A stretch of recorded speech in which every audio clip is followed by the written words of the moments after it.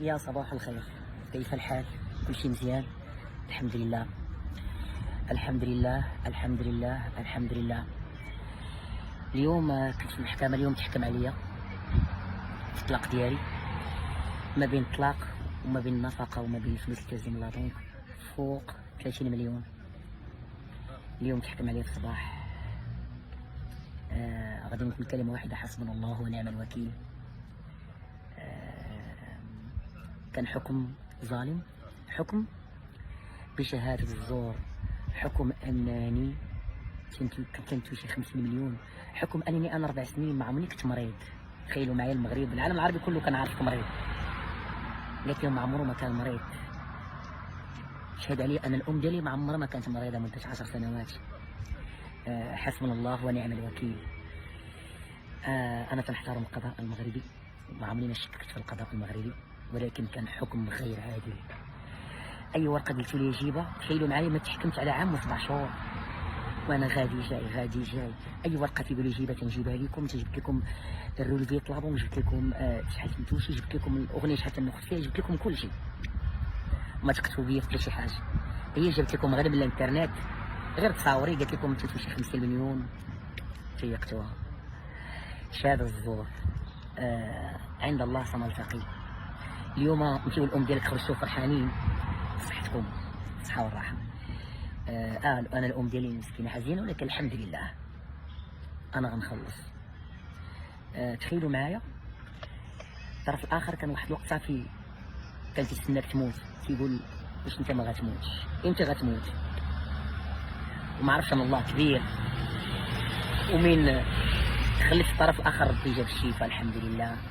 انا ما غنشهر حتى شي واحد، ولكن بقات في واحد الحاجه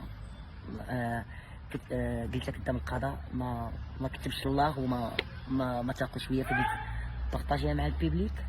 والله سبحانه وتعالى سرحونا بمعروف.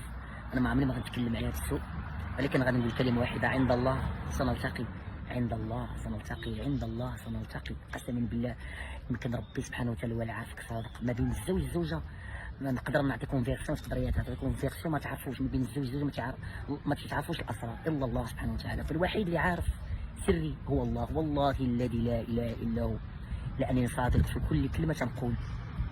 تشهد عليا زور في المحكمه انني كنت شي 50 مليون، انني ما كنتش مريض، وان الوالده ديالي ما عمرها ما كانت مريضه. الحمد لله. اليوم خرجتوا فرحانين في المحكمه بصحتكم، بالصحه والراحه، ولكن ثقوا بي، عند الله غناخذهم في الدنيا وفي الاخره، والله الذي لا اله، غناخذهم بالصحه والراحه.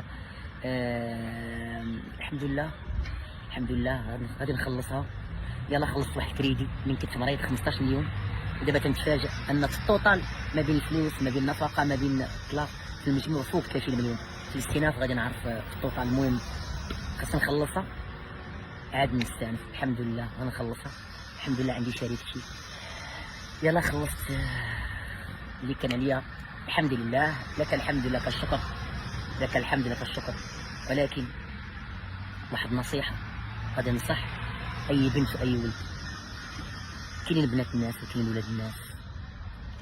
خذوا الشبعان ماشي ماديا، خذوا الشبعان اللي تيخاف الله سبحانه وتعالى، اللي دائما تيقول ان الله غفور رحيم. خذوا هاد الناس ماشي ماديا. عند الله سنلتقي، اقسم بالله لعند الله سنلتقي. اكيد تبقى فيك الحاله، لكن ما عندك ما دير، حطوا لك قدام الامر الواقع.